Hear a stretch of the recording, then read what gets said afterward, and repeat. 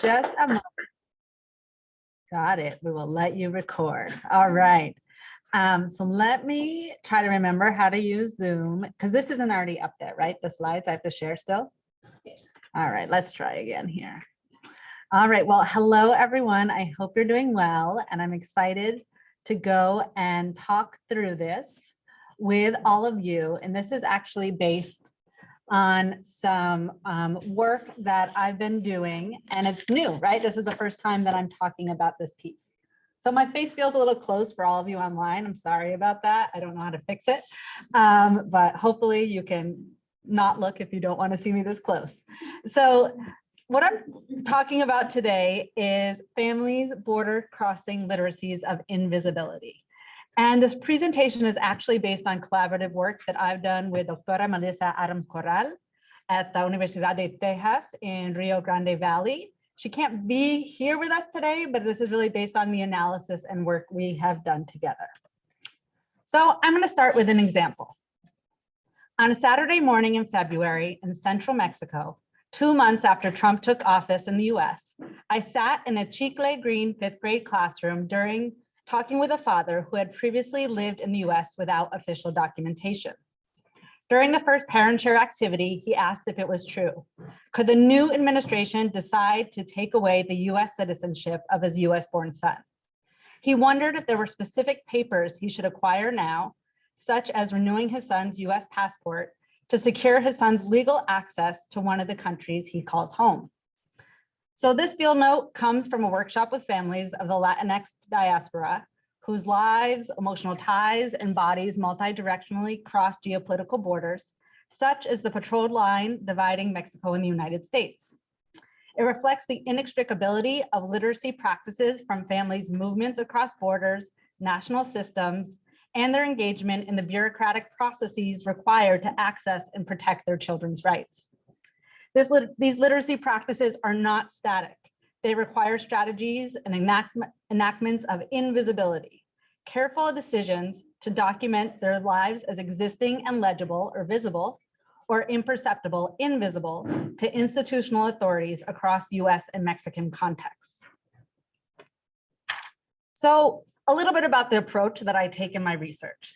Rather than viewing mobile children and families as immigrants, framings that presuppose directionality, timescales of impermanence, or goals of assimilation into mononational institutions, our research adopts a trans-border approach. This differs from the way we often think about immigration and education in the US. We often think about people moving from the global South to the global North.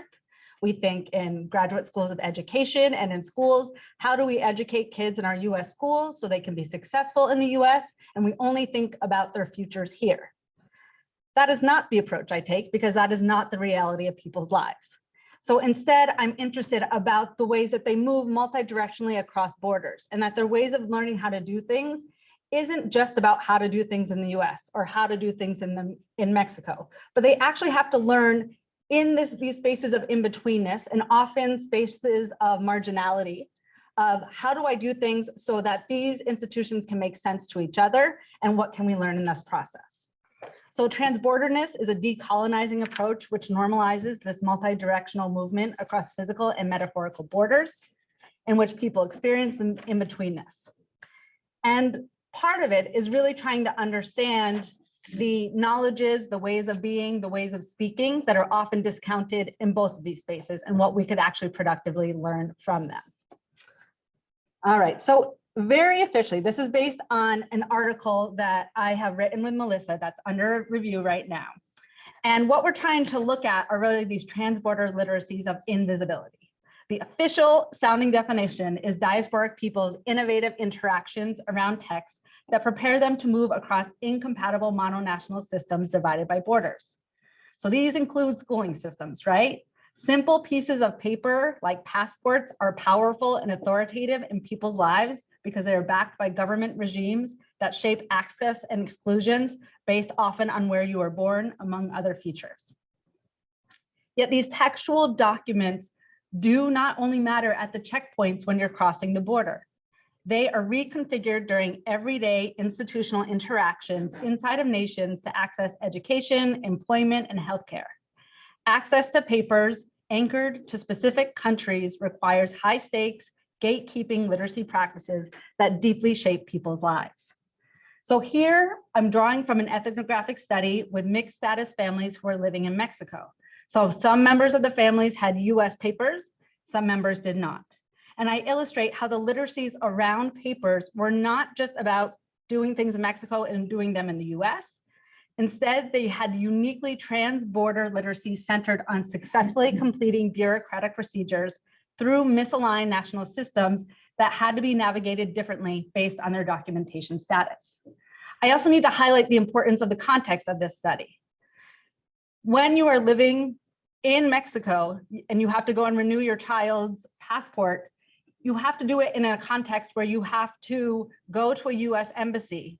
And in the US embassy, you have to prove that child's identity and prove their previous experiences in the United States. So there's a different process and a different burden of proof that occurs once you are territorially outside of the US. Then here in the US, you often go to the post office and have some documents and someone there checks them.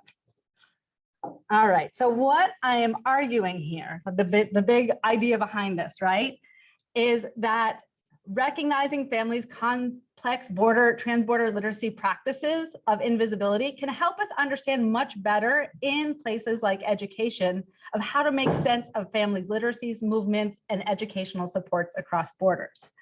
And so the questions I look at in this piece of this research is, how do members of transborder families engage in these literacy practices to access movements within and across institutions? And how does differential access to US or Mexican papers shape these literacy practices? So one thing we'll see here is that access to US papers mattered, but also access to Mexican papers mattered. All right. So literacy in the Graduate School of Education, there are 1,000 different ways that people study literacy. We're all shared in different camps. Broadly, my approach is looking at literacy through critical sociocultural approaches that move away from a focus on autonomous discrete skills like decoding, and instead to understand interactions around text as social actions imbued with power relations. Our approach begins with the premise that what counts as literacy and who counts as doing literacy in the right kinds of ways is never neutral, and that meanings ascribed to these practices shifts across contexts.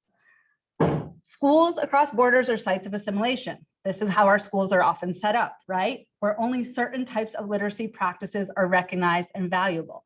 So our approach is instead looking within the sub area of border literacies of how people's ways of reading and writing move across different nations and spaces, and how they in some ways can actually push against the colonial legacies that tend to be the ones that we use for what counts as good reading and writing in schools.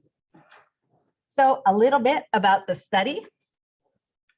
The findings presented here are from a year-long ethnographic study that I conducted in Mexican schools. So Melissa wasn't part of the data collection. She's just been part of the analysis. And this was in schools and communities in rural Mexico with 10 focal students. So in essence, these are parents who were born in Mexico, grew up there, often as teenagers, young adults, moved to the US without official papers, while in the US had kids who were born in the US, therefore are US citizens, went to school in the US, so maybe they're in our schools here in New Jersey, and then directly or indirectly because of immigration policies, their families have relocated to parents' hometowns in Mexico. And so in most cases, kids have never been to Mexico before. They've never gone to school in Spanish. They've never experienced any of this, right? Many are moving from places like New Jersey and New York City to little rural towns at the foot of a volcano. So there's lots of changes that are happening. That's what this study was about. The broader study it was participant observation in 5 different schools in the larger communities over the school year, and really trying to understand this connection between immigration and education policies. Here, I'm shifting our attention outside of the classroom. So I'm actually looking at the ways that in community and family spaces, parents engage with literacies around papers in order to access their children's rights. As I mentioned in the opening vignette, this study also unfolded in 2016-17, which is when Trump was elected US president, fostering a context in which children, parents, educators, everyone regularly voice concerns and questions regarding the well-being of their undocumented family members in the US, or if the new administration could revoke their US-born children's citizenship. To address these concerns, I offered bi-monthly community workshops based on topics that transborder parents selected. And one of the things that they wanted to talk about was how do we renew their US passports? This is actually a pretty tricky process. You have to fill out everything at this point was now in English online, because when Trump took office, all official information related to the government was only available in English. So it was filling out, getting this form online, filling it out, making an online appointment at the US Embassy in Mexico City, which is several hours away, getting the right size photograph, which is not the same measurements as what they use in Mexico, documenting, as I said, who you are and that you actually lived in the US before. And then you needed, one of the hardest things is you needed to have an address for DHL delivery. And so we'll see that this was actually a major challenge for a lot of families. They don't even have street names where they live, right? So we can imagine there was a lot that went into this process. So a little bit about me, as Homa had talked about. So Melissa and I, our goal is always to engage in humanizing research, which are approaches that prioritize the importance of questioning relationships of power and privilege. I am a queer, English, Spanish-speaking bilingual white woman from the US who forms part of a transborder family in which we live together and apart, going to school, doing lots of things across the Mexico-US border. As such, trust was developed with a lot of the families I worked with because I share in some of the realities to navigate life across borders, such as accessing the types of documents that the Mexican government can make sense of about who my kids are and where they went to school, and vice versa in the US. Decisions about parenting across borders where I can move back and forth, my partner cannot. So there are certain things that I share in. However, unlike most parents from this study, I benefit from systems of privilege built for me through my whiteness, my US passport, and my access to formal education, in which I am never questioned or doubted in transborder literacy events. There are places where we have similarities, but very, very important places in which we differ as well. And so I'm going to talk a little bit about the findings of what we uncovered, right, in the analysis around this. So the first finding centers on how parents broker papers across misaligned institutions in the US and Mexico. Papeles or papers represent textual artifacts, right? That these are things people read and write with. And they often require complex processes of translation and certification for legibility across countries. Most transborder families knew their US-born children's US papers needed to be certified. This is called apostillado. This is something that you do in the US, to be recognized and then translated in Mexico. Texts like their US birth certificate also served as a prerequisite to obtain their children's Mexican birth certificates and their Mexican nationality, and something called a CURP, which is the number that you need to actually enroll in school in Mexico. So if you don't have your US birth certificate in order, you can't actually get what you need in Mexico so that you can access schooling. Mexico, so the US, anybody, doesn't matter where you're born or what your documentation status is, because of Plyler versus Doe, you can access public schooling. In Mexico, that's not the case. You have to be a Mexican national.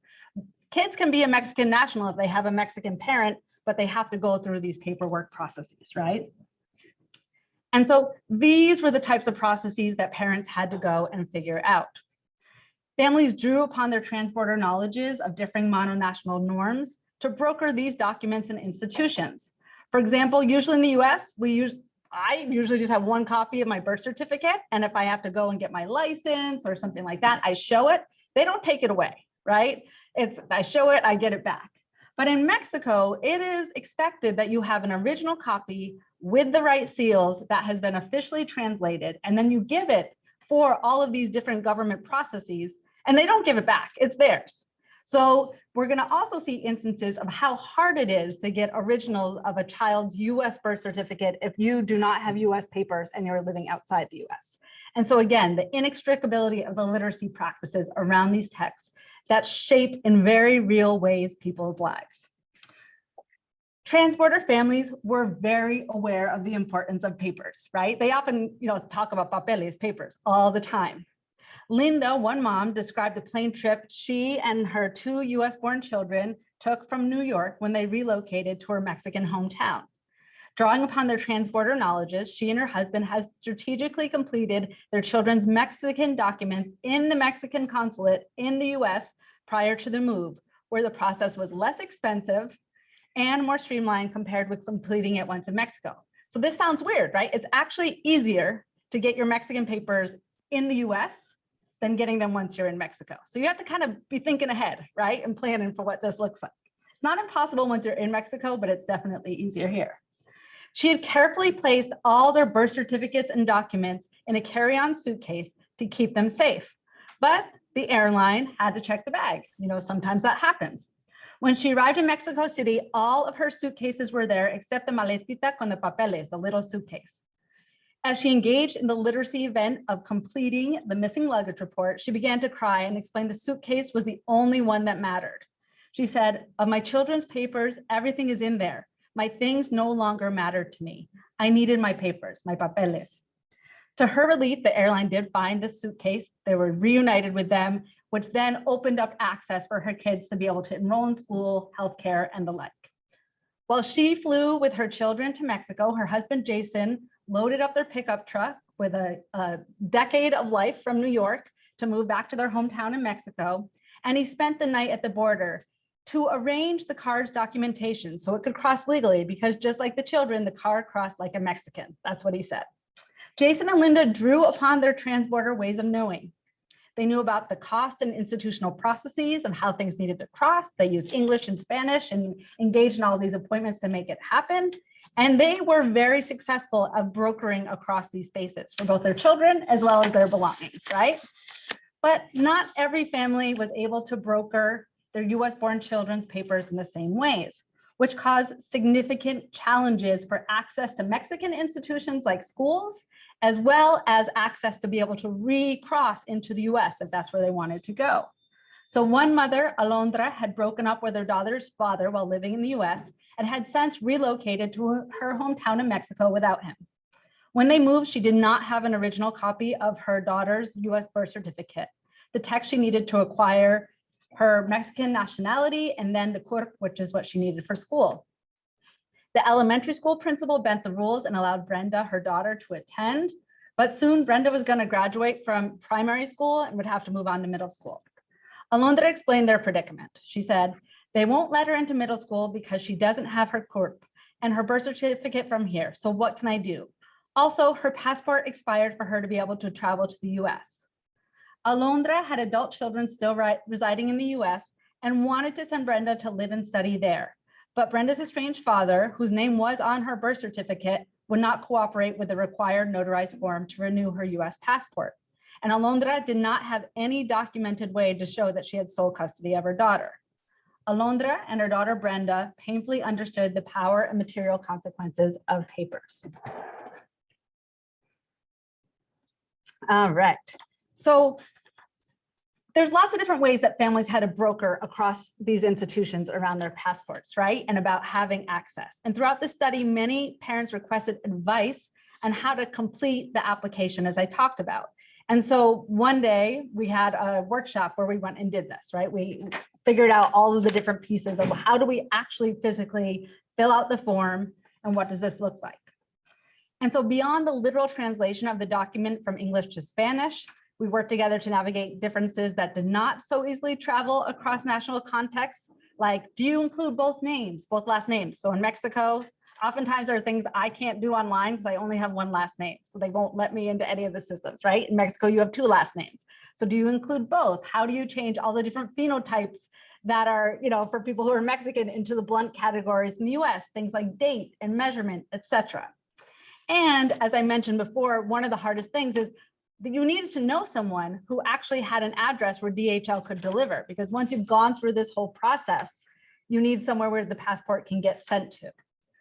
So for mixed status families in Mexico, this literacy event of passport application required crossing a range of borders, right? Linguistically, across naming and measurement systems, digital and paper forms, and to find this DHL location.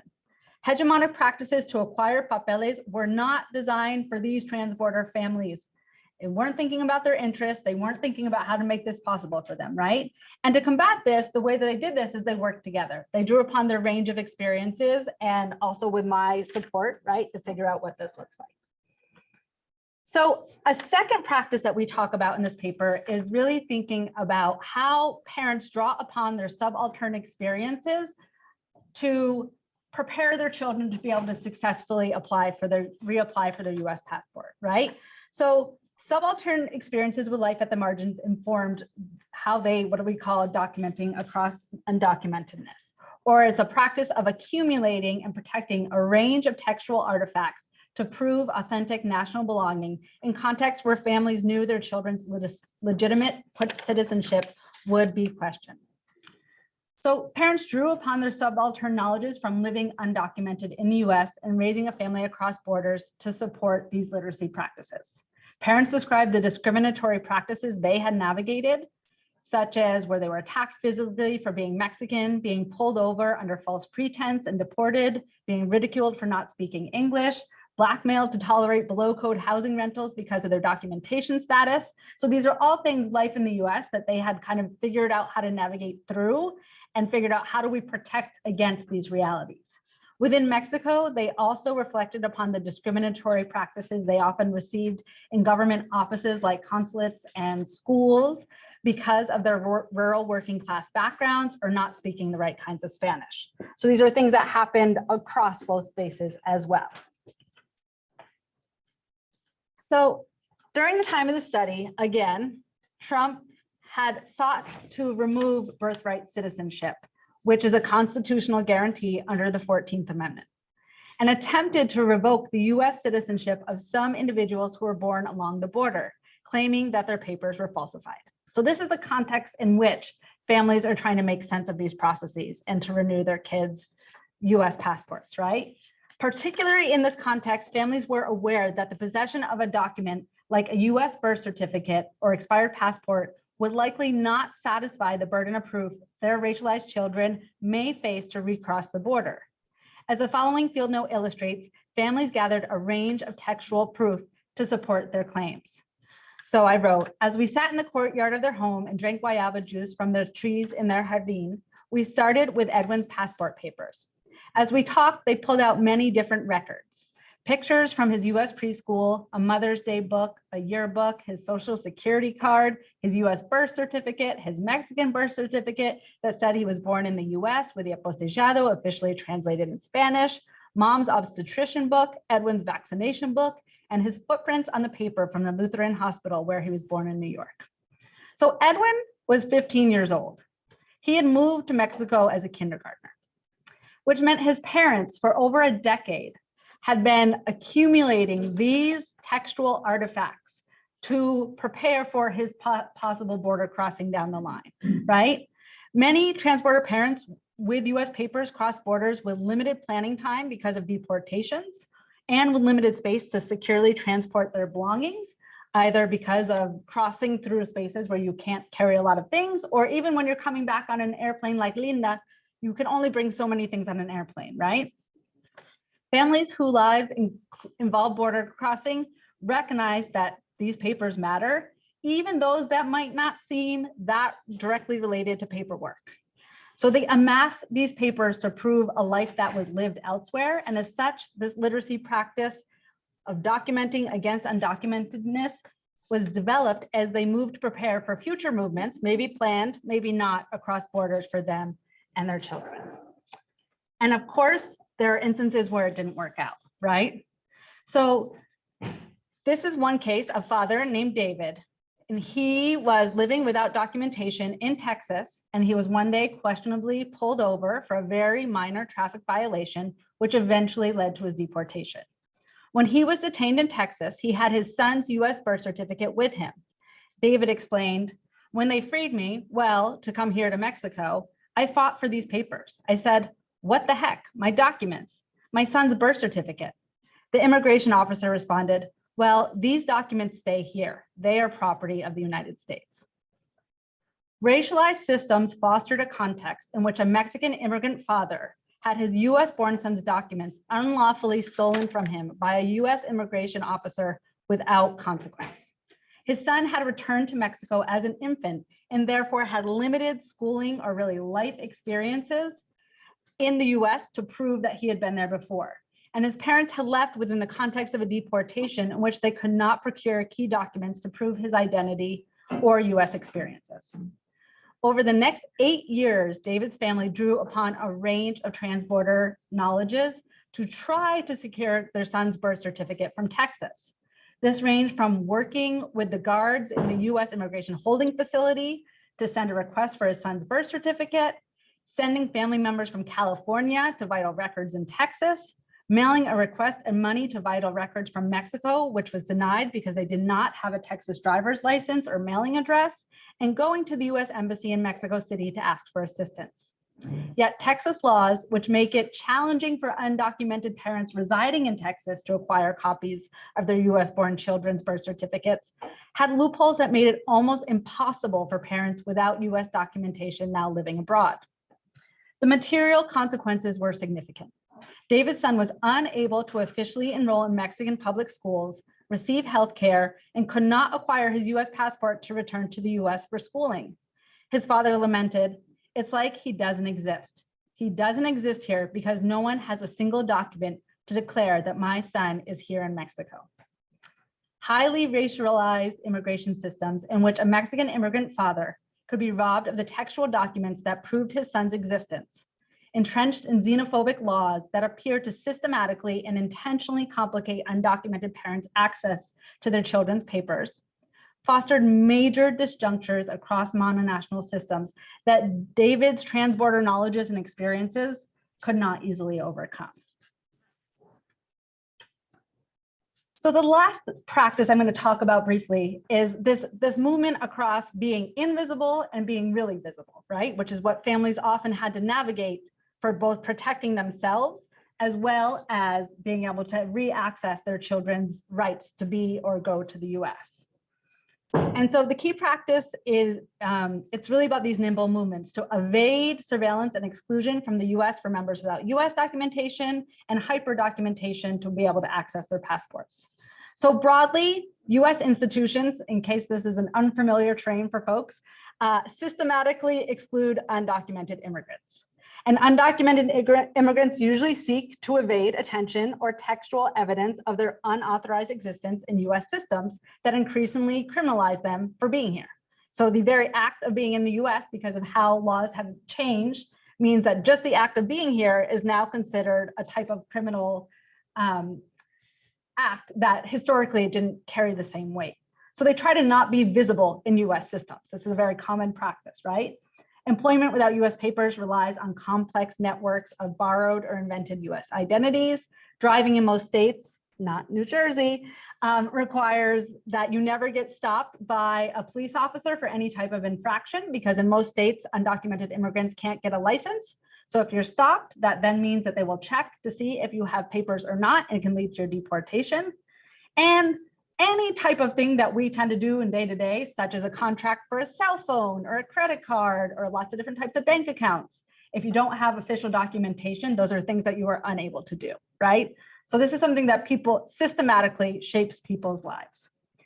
In this study, some families reported their fear also of using hospitals in the US where their children were injured, such as Talia's family, who didn't want to take their toddler to the hospital in New York after getting burned during a cookout.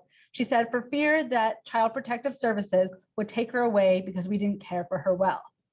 Talia's hesitance to go to the hospital stemmed from her subaltern experiences living undocumented in the US.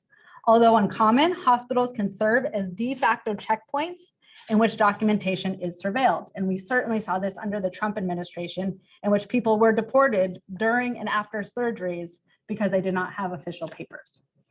In a context also when the Trump administration was systematically separating children from their parents at the border, which is also what was happening at this time, Talia's subaltern knowledges guided her towards invisibility that could protect her from government surveillance, even far from the border, right? Even in New York. And as we'll see, even in central Mexico as she goes through this process. So despite unauthorized family members' attempts to remain outside the surveilled gaze of the US government, accessing US institutions for their US-born children often created traces of their unauthorized presence. And as we can imagine, causes a lot of tensions, right? About what do I do in these situations?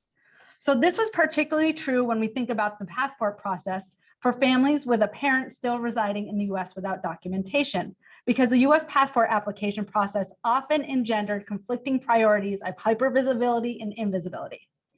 Talia explained she wanted to renew her US-born daughter's passports before they expired because she wanted them to visit their father in the US.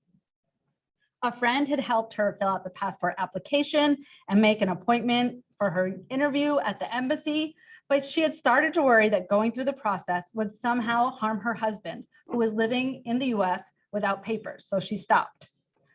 It is unlikely that her husband's US address, which was requested in the passport application, would be repurposed to surveil or deport him. Nonetheless, particularly in the shifting boundaries of the Trump administration, in which the possibility of weaponizing immigrants' personal information against them felt increasingly possible, this concern was enough to stop some families like Talia's for applying for their children's US passports. In Talia's case, the materiality of this meant a prolonged family separation for her daughters, because without a US passport, they could not visit their father, whom they had not seen in over 3 years. So I've talked through 3 different types of practices that we noticed around papers with families as they were navigating this process, right? And so now we're thinking, okay, so what does this mean? What does this mean for educators? What does this mean for educators across borders in different places? And honestly, like always, I mostly am going to ask questions, right? These aren't simple answers. If these were simple answers, we wouldn't be in this place, but certainly important things for us to consider. So first question, what might it mean for our educational policies and practices to take transborder families' literacies of invisibility as the organizing force for school access? So policies of what this might look like could normalize and support families in brokering across school institutions across borders, and to collect the range of artifacts that would help them prove their children's US schooling experiences to government authorities if they move abroad, right? In US schools, this could mean setting up systems and staffing so that family could easily collect schooling documents in their additional languages, such as report cards, explanations of curriculum, and certificates demonstrating graduation from elementary and middle school, which are prerequisites to go and enroll in that next level of schooling in most of Latin America.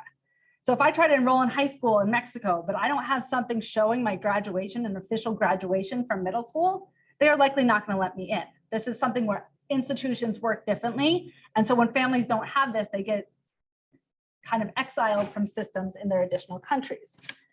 Currently, transborder families are often positioned in schools as a nuisance or unreasonable for requesting these types of texts, because they fall outside of what our practices are here in the US, right? It seems kind of strange that people are asking for this, but actually investing in resources to facilitate families' institutional brokering across borders could be an important step in centering mobile families' literacy practices and lives across the countries that they call home. Centering families' strategic literacy practices around hypervisibility and invisibility could also lead to a recalibration of schools as places that better welcome and value families' transborder knowledges. Current enrollment processes in the US systematically create contexts in which families with undocumented members must definitely navigate between showing who they are and protecting themselves from surveillance by US authorities, right? Schools are part of the US government. And so when we ask people to have IDs for enrollment, right, and to show how they match what's on birth certificates and catchment zones of showing addresses and having to share that, for families, this can put them in a very tricky situation as they figure out how to both protect themselves as well as have access to schooling for their kids. This even happens in more mundane ways, such as when a parent tries to visit a child's school in the US, and in most places you have to procure a photo ID with your real name, which is then scanned and uploaded into a database. And when you're visiting, they then print out a sticker that has your picture with your name on it that you're supposed to wear the whole time. If you are a parent who does not have official documentation, this process feels so anxiety invoking and honestly violent. Like, it is a very stressful process. And so part of it is also thinking, how do we rethink these processes, right? What are the possibilities? So first step, let's build people's awareness about it, right? We might not be able to change the whole system, but just recognizing these literacies of invisibility and where they may be stemming from seems like an important thing for educators to understand. When undocumented parents engage in practices that might serve to maintain their invisibility, such as frequently changing their address, their phone number, not attending school events that require certain background checks, or the mugshot-like going into the school building procedures that are the norm most places. We as educators who are not critically aware of these literacy practices of invisibility might assume parents are untrustworthy, disinterested in their children's education, or even suspect. Recognizing and building from their transborder literacy repertoires is at a minimum what educators can do to try to understand why families are doing what they're doing, right? And of course, we can imagine radical solidarity. It might be new enrollment processes that move away from documentation of addresses and identities to enroll and enter our schools, which are of course squarely built from colonizing processes and hierarchies. That's how our schools work, particularly in the US. Such policies would take seriously the goal of truly serving as sanctuary spaces for families and what that might look like. I am not saying this would be easy. I'm inviting us to reimagine or dream together versions of schooling that take transborder families' lives, including their pasts and futures and presents, as the centerpiece of our schooling design rather than an afterthought. And so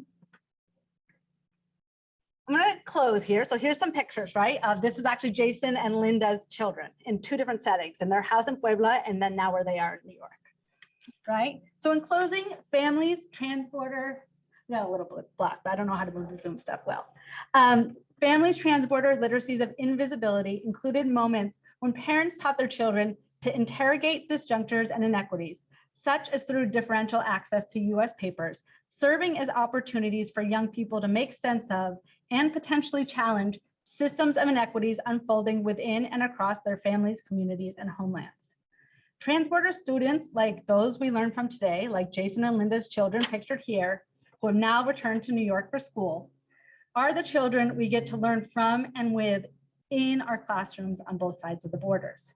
A transborder literacies of invisibility framework invites us to think about a literacy curriculum that actually reflects the realities of their lives, their movement across borders, and what this looks like. And really thinks through the possibilities and responsibilities we have as scholars, educators, and policymakers to shift the positioning of movement across borders as normal rather than problematic. So thank you. I look forward to our discussion and going from there.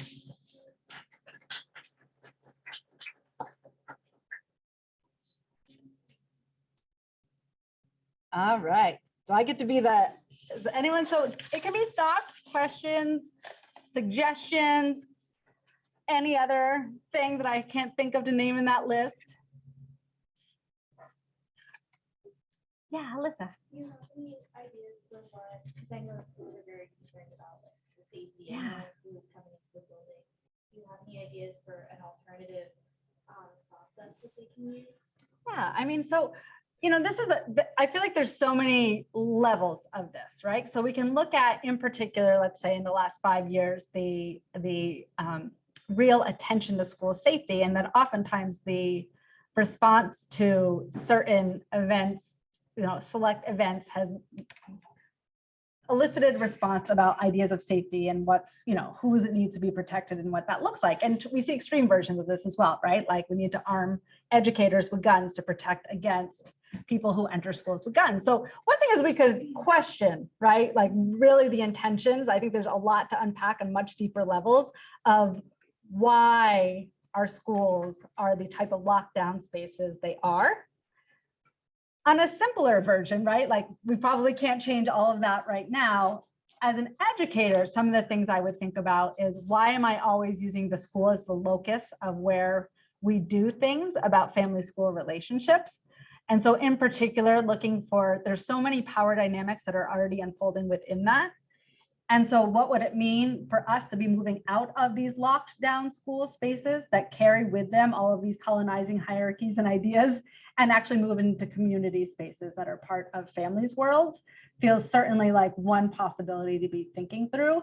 And I do, again, you know, people have different opinions about this, but the hyper vigilance feels like if our goal is to be having families be part of schools, we need to understand that that is not helping us achieve those goals in any way.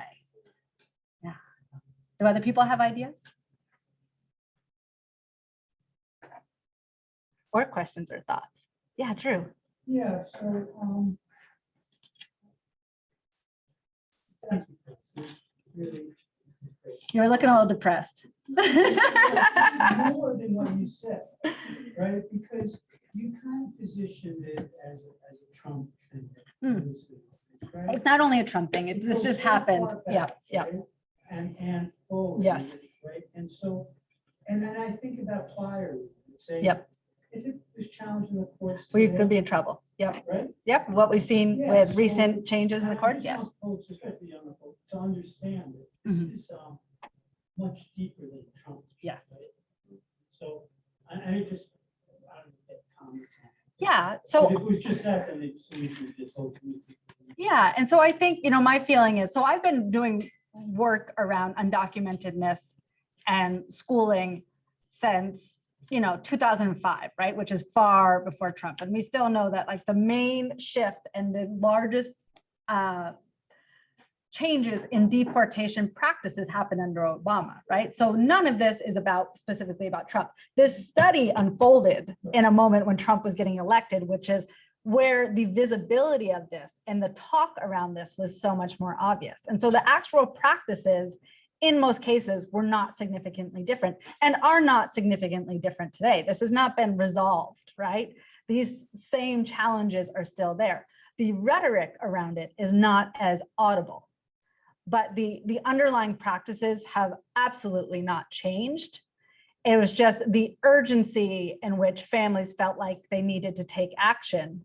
The amount of people who came up to me asking about this and trying to figure this out because of that context mattered. But it doesn't matter less today, and it didn't matter less 5 years before that either. It's just people felt more of an urgency around it at that time. Yeah. I haven't been checking the chat. I don't know if I'm supposed to be multitasking. Oh, okay. And and online, please chime in with questions. Yeah, Jess. I'm still like marinating on the fact that they just like took the child's birth certificate, because, right, like, so it's US property. Is that Yeah, right? it's not true, right? So like, how is it that they were able to like go into all of these bodies of government or whatever they stand for through the immigration and have no one even give a second glance at the fact that this is like illegal? Yeah, and so I mean, I think the sharing of that example is to show that these systems exist out there, right? But then how they're actually put into practice are also on top of other hierarchies of power. And that in those hierarchies of power, who is held accountable or not is not the same. Just like I don't ever get doubted when I'm trying to cross any borders or anything I do, whereas families who might have the same exact documents as I do, right? Like these things don't play out. And so just because the system exists on power, like on paper, doesn't mean that it's actually going to support people to be able to do it. And so, an example I often use in other places is that there's a story of a second grader who was telling about a time where she had to go and translate for police officers in Pennsylvania.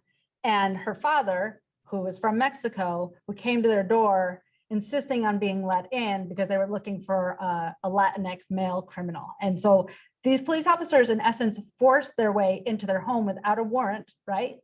They didn't have the right papers to go into this space, but they used threats to go into the sanctity of their home to go and do this, right? And so in this interaction, this little girl knows a lot about the importance of having papers and the consequence of it, but it also gets to witness white police officers that are not held to that same standard.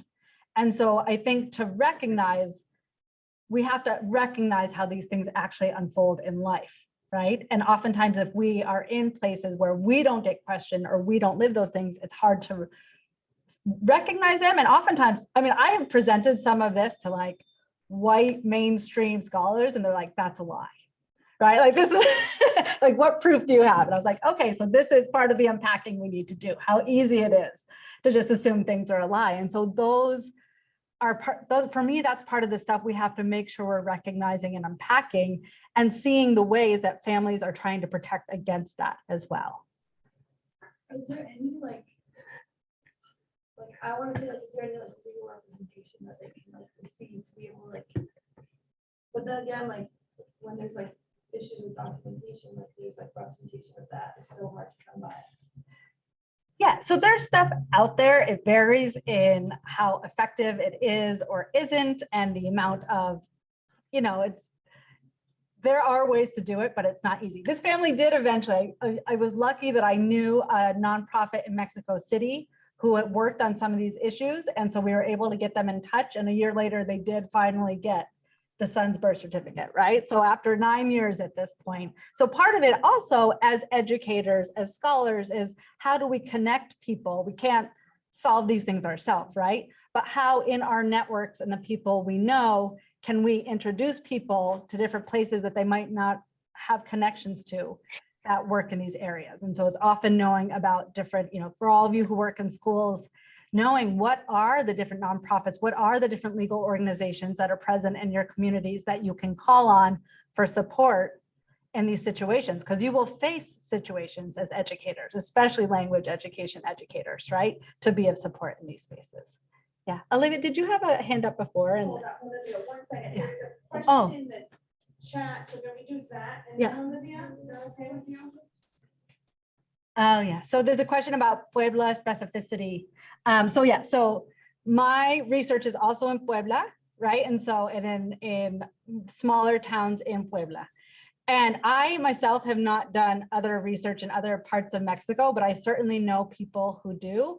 I mean, in the borderlands area, on one hand, sometimes there's more resources just because of the amount of people who are going through these processes. And also in larger cities, you can sometimes find more resources of how things are actually supposed to be done. There's been a lot of really great activist work in Mexico to try to ease the enrollment into Mexican public schools and to try to change the requirements that schools put on families to be able to let people into public schools as well.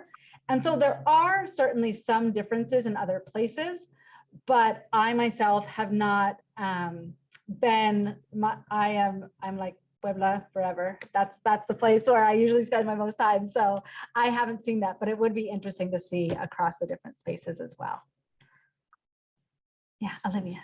Yeah, first of all, as others have said, just thank you so much for this talk. It was really a mix of all the examples you shared, was both really heartbreaking and also infuriating to learn about.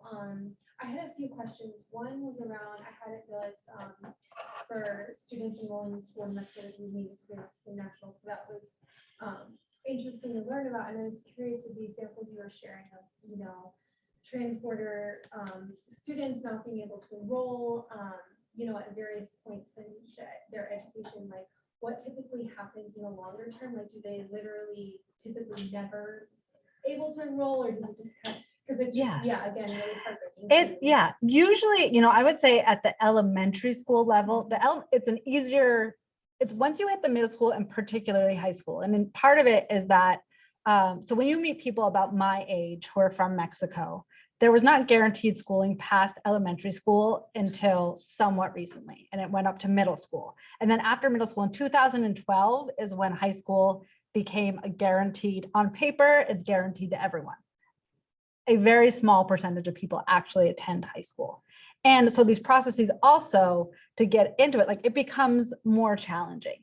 And so there is a lot of good research that looks at people who, especially who were dreamers here in the US, right, with DACA, and when they return to Mexico and either trying to access high school or higher education, and all of the very challenging hurdles, and that very honestly, a large percentage of people, they end up joining the workforce rather than continuing education because of the insurmountable challenges. There's also been a great response by some in Mexico to try to think about how do we better support those transitions, right? If we have one set of immigration policies and practices that are systematically sending folks back to a country that they haven't been to a very long time, what might supports look like in that process. There's also, in theory, everybody is supposed to go to school in Mexico through middle school. In reality, especially in rural areas, that's certainly not always the case. And so there's also kind of what's on paper and what's the reality. But I do think eventually people tend to find some solution, but it can be months or more that it can take for that to happen. Thank you. for Yeah. sharing. I have one more. Oh, do others have questions too? I don't want to take it. We have, Jahan. I don't know, she didn't unmute. Yeah, that's Jehan, Jehan, do you want to tell us your question? Yes, thank you, Dr. Gallo. Very interesting topic and research. So my question is, I guess the educator role. So you were talking about the communication between the educators at the school and the family, right?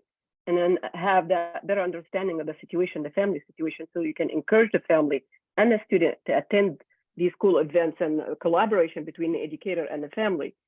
So did you do any research or I guess, are you aware of any research done in that area that can better support and help us better understand that struggle and then find the right support to help families and to build that interaction, that communication?